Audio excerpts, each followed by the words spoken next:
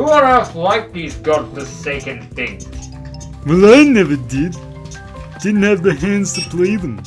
They were cheap cash grabs, but I didn't mind the full house one. It's too bad my dearly lost friend never got to see it.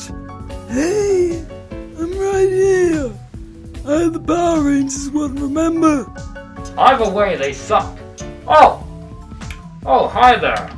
My name is none of your concern, and, we're not going to be talking about these things whatsoever. Hell no. I don't even think we have the currency to talk about in this tribe. So what are you gonna do? Another game? Lame. No, I was intending on talking about the 1950s sci-fi horror classic, The Thing from Another World. Because that's gonna seek people's attention. Yeah, to those that are already dead. I don't care, at least someone is somewhat interested, aren't you? Let's take a look at this. The Thing from Another World from 1951, directed by Christian Nyby and produced by Howard Hawks, is based on the 1938 novella Who Goes There by John Campbell Jr. A crew of the United States Air Force are requested to meet Dr. Carrington at his scientific outpost up at the North Pole as they believe to come across evidence of a flying saucer crashing nearby the facility. Captain Pat Hendry, played by Kenneth Tobey, with his group of men, and reporter Scotty, who really wants that big story, head off from Alaska to the North Pole to investigate. After a considerable amount of time with the Doctor briefing the crew on the crash, they take off to the crash landing and try to break the saucer out of the ice with thermite heat bombs, but doesn't go according to plan as the metal of the saucer ignites and blows the spaceship up. But amidst the destroyed saucer, a creature in the shape of a very tall man is frozen in the ice. So they carve it out and take it back to the base in a storage room, breaking a window to keep it cool. The crew each take turns guarding it, but one of the team makes a mistake of covering the block of ice with an electric blanket. The thing awakes and runs rampant as a stranger would on a different planet.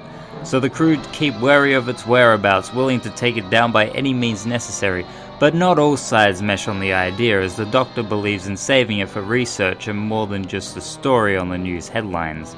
So the heat is on in the cold to stop the thing from taking over, and with bullets being invulnerable to it, the challenge commences. I'll start with the utmost positive aspect of The Thing from Another World, the build-up and the amounts of times you see the thing. The movie escalates in the discovery of the saucer and the extraterrestrial being, with interesting information and dialogue before visiting the crash landing of the saucer. And getting there, the intrigue increases, only seeing the top helm of the saucer above the frozen ice. They don't show what it looks like, but you get an understanding of the size as the crew spread out and line out the edge of the saucer, coming to a full circle. It's a sight for interest. There's no need for showing much of anything. It lets us, the audience, think about the design of the UFO and the creature that's frozen in the block. And when the thing is thawed out, we're still given great dialogue about what the alien could be, its motives, and wants us to know more. Like the scene with the severed hand of the creature that dissects into the science elements, and it ends up revolving about plantation and discussion about a carrot. Strange, but still captivating. Then we get to the reveal and encounters of the thing. They come out of absolutely nowhere and are very much surprising. The first encounter took me off guard the first time I watched it.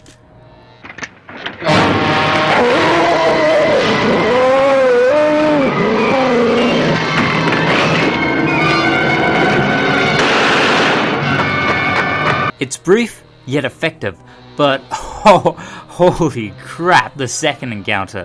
The crew is discussing about a weakness to the creature, and then the radioactive beacon lights up.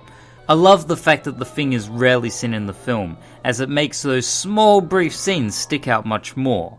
I like the characters, well, the ones they mainly focus on. Pat, the captain, is always on task when he needs to for protecting the crew and taking out the thing, but there's a lighter side to Hendry, especially when he's around Nikki, played by Margaret Sheridan, the sort of romantic interest. She's the assistant to Dr. Carrington, and whenever those two are together on screen, they deliver a fun time with some pretty good chuckles, including the scene with rope, wine, and a chair. That scene had me smiling throughout.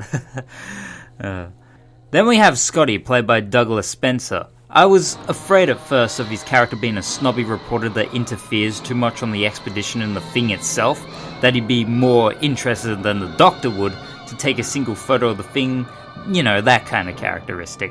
But I was very surprised at how Scotty was handled. Like the audience, he's just as intrigued as we are. And although he says so many times of wanting a world-changing story... What a story! Where's that Hey, Barn! Hold it, Scott. Yes.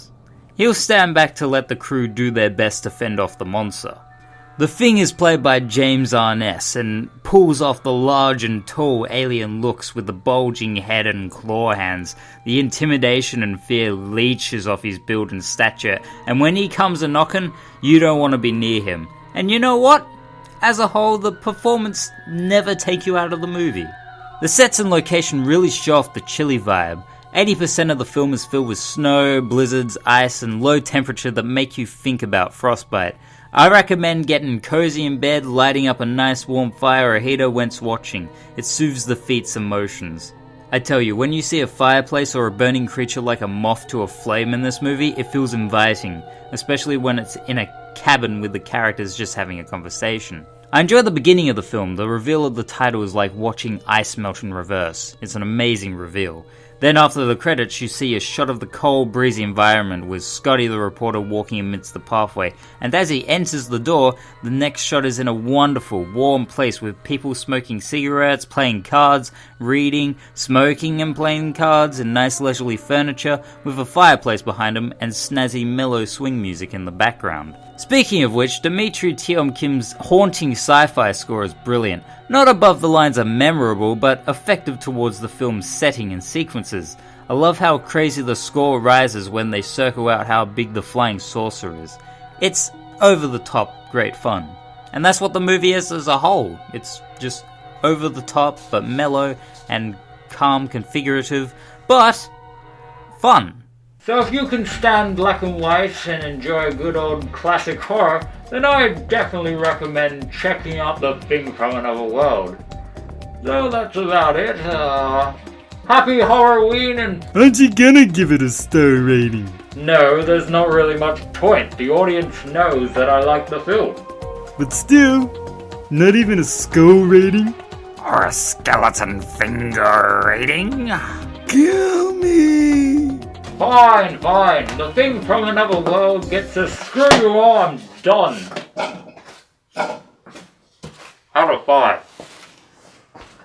That means I can keep your Simon's Quest Tiger game, right? You have no hands, though. Quiet, you! I bring you a warning.